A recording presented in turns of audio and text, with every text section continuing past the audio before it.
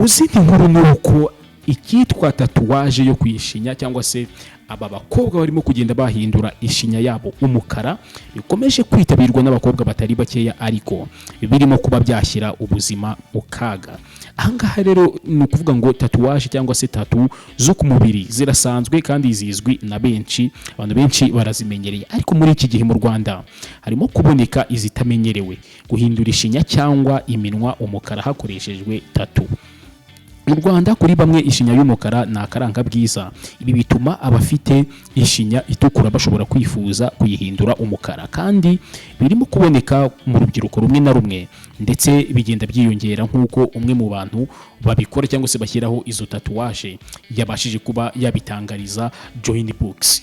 Noneho gusa umuganga wa nyawe aburira abantu ku ngaruka z'ubuzima cyangwa se ku byago bishobora kuba byaza mu gihe umuntu yakomeje kuba yahindura ishinya yiwe umukara, aho ashobora kuzazamo na za kanseri, aho ushobora no kuba warwara igisebe kwishinya kidakira kidashobora gukira, kizagorana kikavamo kanseri kubera zino tatuwaje, kubera yuko babasha kuba bakoresha urushinge ndetse n'undi muti wabugenewe uhindura ishinya umukara, umeze nk'umuti w'ikaramu cyangwa se nk'umuti wagenewe kwandikishwa ku mpapuro. Noneho Desire Tattoo Rwanda cyangwa se Desire Tattoo Rwanda cyangwa Morishi Tattoo n'umwe mu bakora tatu mu Rwanda, yahisemo kwibanda kuri tatuwaje z'ubwiza izizwi nka cosmetic tattoo.